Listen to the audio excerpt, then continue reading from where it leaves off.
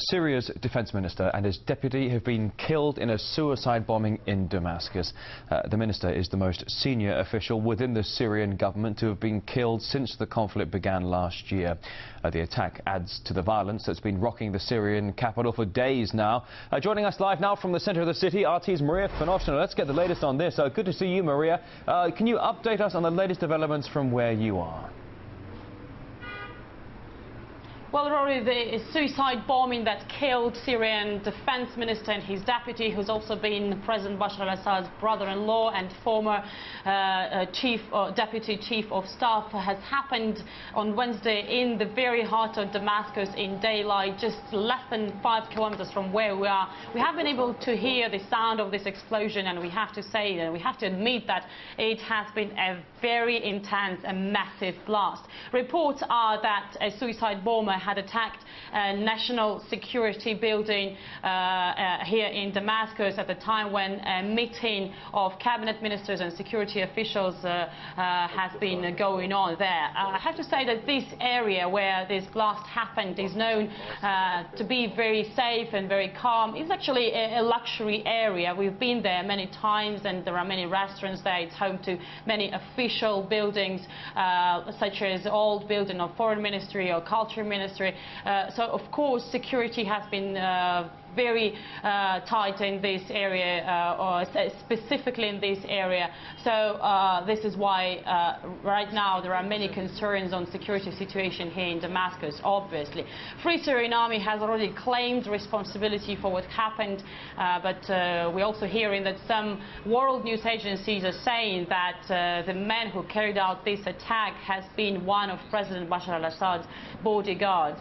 Of course, given how massive the blast was, we can understand that there have been many people killed, but so far we only have information on 6 people, all of them Syrian security leadership, and we've also been hearing that there have been many civilians killed and many damages caused by this blast of the buildings and cars around.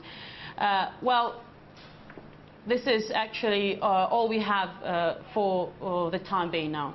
All right, Maria, if I may, just to say, as the violence is heating up in Damascus and the surrounding areas where you are there in Syria, certainly the international community is responding in kind. Certainly just got a statement here just in the past few moments from the UK Foreign Secretary William Hague. He's saying, quote, that today's bombing in Damascus confirms the urgent need for the UN Security Council to implement Chapter 7 or Article 7, ultimately permitting foreign intervention. As we also know, we're getting more details on this in a few minutes. The Turkish Prime Minister Erdogan is here for talks in Moscow to try and resolve the conflict in neighbouring Syria. So if you will, for the meantime, just bring us up to speed on what's been happening in Damascus, certainly in the build-up to today's massive explosion.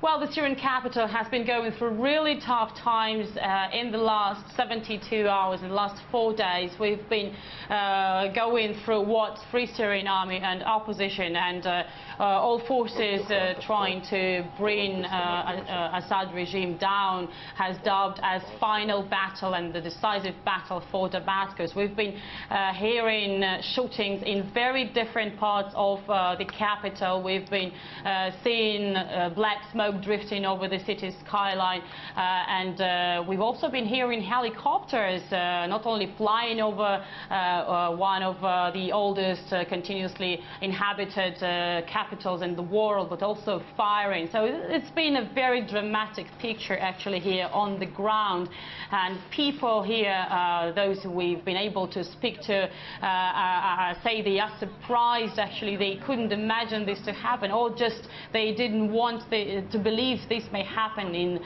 their home.